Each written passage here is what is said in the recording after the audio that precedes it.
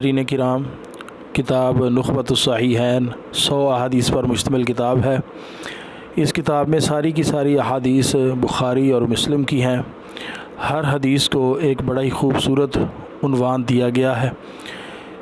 کچھ مدارس میں یہ کتاب بطور نصاب بھی پڑھائی جاتی ہے، لیکن مارکیٹ کے اندر اس کا اردو ترجمہ موجود نہیں تھا۔ ہم آپ کی خدمت میں اس کا اردو ترجمہ پیش کر رہے ہیں تاکہ عوام الناس اور طلباء کرام اس سے مستفید ہو سکیں۔ 86 احادیث کمپلیٹ ہو چکی ہیں۔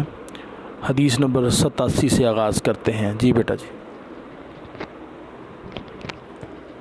حدیث نمبر 87، قول و فعل کی تضاد کی سزا۔ عن اسامة بن زید بن حارثة رضی اللہ عنہما قال سمعت رسول اللہ صلی اللہ علیہ وسلم یقول، سیدنا اسامہ بن زید بن حارثہ رضی اللہ عنہما فرماتے ہیں کہ میں نے رسول اللہ صلی اللہ علیہ وسلم کو یہ فرماتے ہوئے سنا، یؤتی بالرجل یوم القیامہ، روز قیامت ایک شخص کو لایا جائے گا، فیلقی فی النار، تو اسے جہنم میں ڈال دیا جائے گا، فتندلق اقطاب بطنہ فیدور بہا، تو اس کی آنتیں اس کے پیٹ سے باہر آ جائیں گی، پھر وہ اس کے گرد چکر لگائے گا، کما یدور الحمار بالرحا، جس طرح گدھا چکی کے گرد چکر لگاتا ہے، فیجتمع الیہ اہل النار، تو اس کے گرد اہل جہنم والے اکٹھے ہو جائیں گے، فیقولون یا فلان مالک، کہیں گے اے فلاں، مالک لم تکن تأمر بالمعروف وتنہی عن المنکر، کیا تو ہی وہ شخص نہیں جو نیکی کا حکم دیا کرتا تھا، برائی سے روکتا تھا؟ فیقول بلا، کہے گا میں ہی ہوں، قد کنت آمر بالمعروف ولا آتیہ،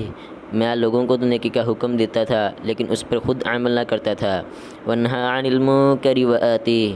لوگوں کو برائی سے روکتا تھا لیکن خود اس سے پرہیز نہ کرتا۔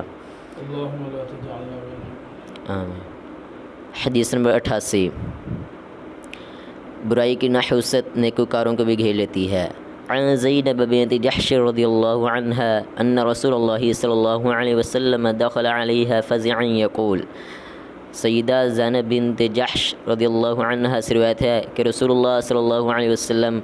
ان کے پاس گھبرائے ہوئے داخل ہوئے، وہ فرما رہے تھے، لا الہ الا اللہ ویل للعرب من شر قد اقترب، اللہ تعالیٰ کے سوا کوئی معبود نہیں، عرب کے لیے ہلاکت ہے اس برائی سے جو قریب آ چکی ہے۔ فتح اليوم من ردم یأجوج ومأجوج مثل هذه، آج یاجوج ماجوج کی دیوار سے اتنا کھول دیا گیا ہے، وحلق باصبعی الابہام والتي تلیها، اور آپ نے اپنے انگوٹھے اور اس کے ساتھ والی انگلی سے حلقہ بنایا۔ قالت زینب بنت جحش فقلت یا رسول اللہ، زینب بنت جحش کہتی ہیں میں نے کہا اے اللہ کے رسول، افنہلک وفینا الصالحون، کہ ہم بھی اس وقت ہلاک ہو جائیں گے جبکہ ہم میں نیک لوگ زندہ ہوں گے؟ قال نعم اذا کثر الخبث، فرمایا ہاں جب بدکاری بہت زیادہ بڑھ جائے گی۔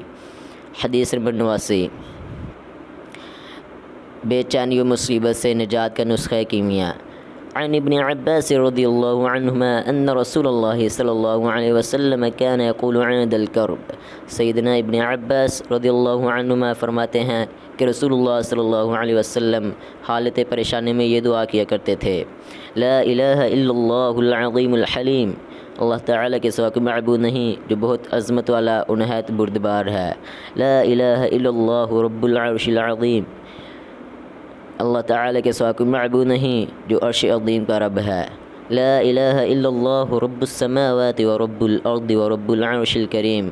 اللہ تعالیٰ کے سوا کوئی سچا معبود نہیں جو آسمان اور زمین کا رب ہے اور عرش کریم کا رب ہے۔ حدیث نمبر 90، موت کی آرزو کی ممانعت۔ عن انس رضی اللہ عنہ قال قال رسول اللہ صلی اللہ علیہ وسلم، سیدنا انس رضی اللہ عنہ فرماتے ہیں رسول اللہ صلی اللہ علیہ وسلم نے فرمایا، لا یتمنین احدکم الموت من ضر اصابہ، تم میں سے اگر کوئی شخص تکلیف میں مبتلا ہو تو وہ موت کی تمنا نہ کرے، فإن كان لا بد فاعلا فلیقل، اگر وہ موت کی تمنا کرنے ہی لگے تو یہ دعا کرے، اللہم احینی ما كانت الحیاة خیرا لی، اے اللہ جب تک زندگی میرے لیے بہتر ہے مجھے زندہ رکھ، وتوفنی اذا كانت الوفاة خیرا لی، اور جب بہتر ہو تو مجھے اٹھا لینا۔